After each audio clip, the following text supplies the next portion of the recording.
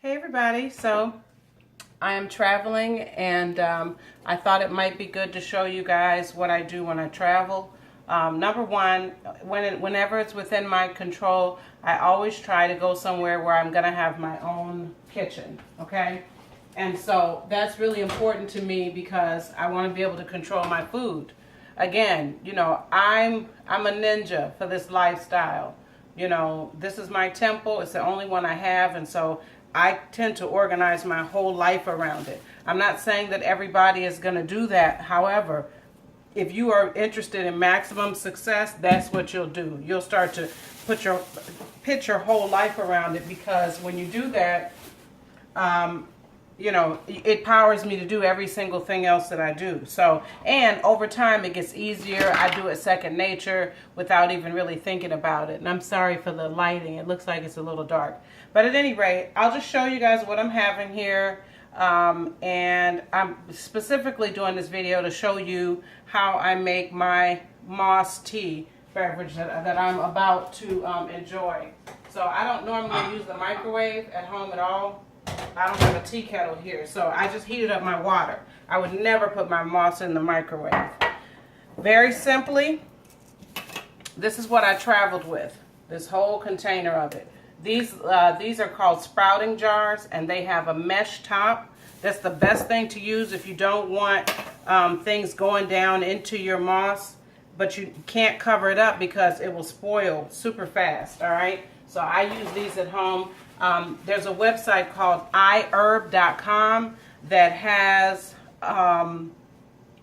these jars. Well, sometimes they're out of stock, but iHerb, I-H-E-R-B. Check and see. Now, they were $6 at first, but a bunch of people got onto it and started ordering it, so they may not have as much. I want to show you guys how much Moss I put in here. Now, you see it's like not a lot of water, right? Maybe halfway full of water. I think some water got in my Moss from the cooler. Pour that out. I'm not going to sweat it. Sometimes that would frustrate me because it's probably like ice that melted inside the cooler, because it's usually very stuck together. But at any rate, there was one big spoonful, and now I'm adding a second one. Okay? And I'm going to go ahead and pop a third one in here. When you're first starting off, you're going to be too nervous to do this, but it's not going to have any taste, okay, once I put everything else in it. If you don't consume enough of it, you're not going to experience the appetite reduction and things like that I've shared with you guys that are so beneficial. You're just not going to get that experience, all right? But it's pretty, it doesn't really smell very strong. There's a faint hint of the ocean, but it's not super strong. One way you can mask that if you just really don't like it is to use coconut milk. That's a great cover. And I have that. I showed how to make that on my YouTube channel. Now this is a lime. It looks a little darker than I'm used to at home, but I'm not shopping in my own grocery stores. I only brought so much with me. So once I put my Moss in here, it's clumped together. I'm just stirring it around to melt it down in that boiling water. Sometimes I'll make this in a pot on top of the stove and let it simmer that way. When I'm in a rush though, I'll take my thermos, put boiling water in it, add a whole bunch of spoonfuls of Moss in with that. Then I add the lime and agave to it. Let me turn this down some so you make sure you guys can see. Yeah, okay. Then I'll add the lime and agave to it and just shake it up and go, literally. So the lime does a great job too in terms of changing the flavor, and it basically tastes like sweetened Moss. Okay, so there goes that. Half a lime, a whole lime, whatever you want. And then once I taste this, if it's not warm enough for me, then I may go ahead and put it in a small pot. And now I'm just adding like a drizzle of agave. Sometimes I'll use maple syrup. Stir it up. Taste.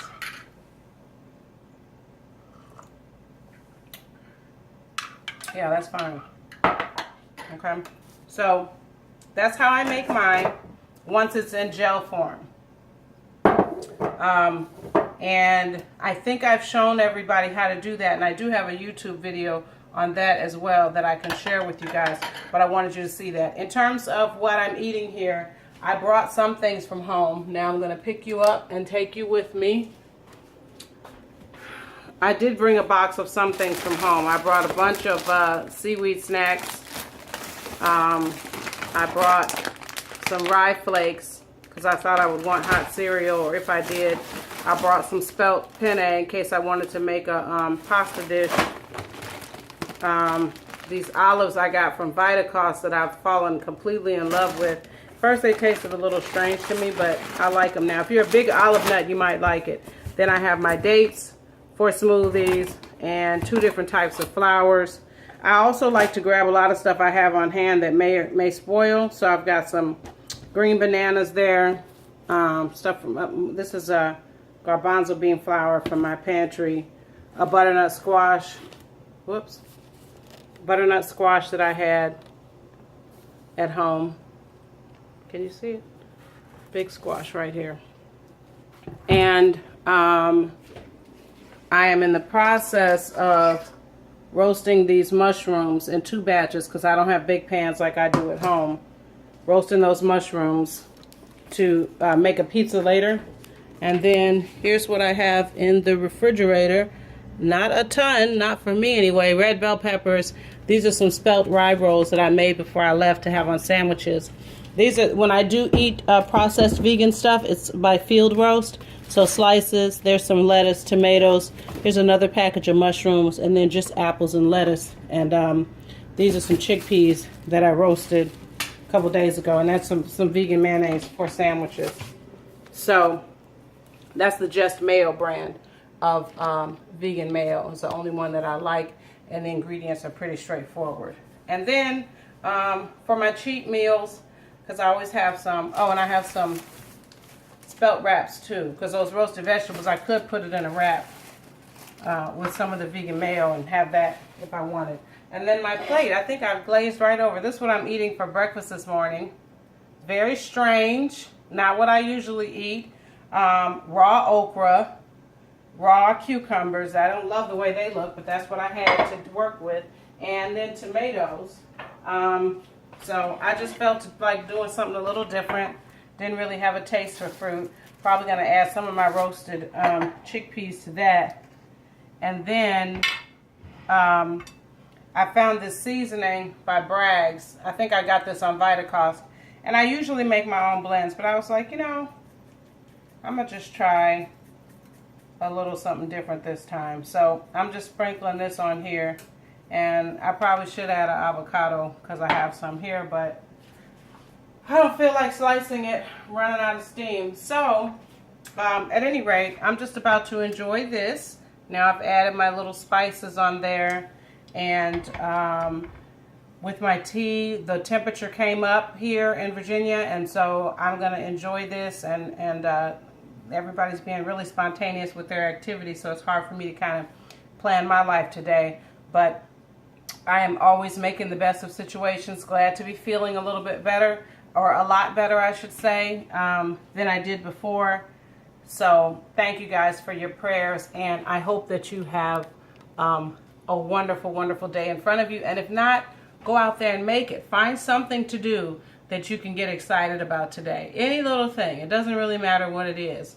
I'm excited that everybody's gone. I've got quiet time to myself to sit outside and reflect. You guys should do the very same thing. All right? Bye.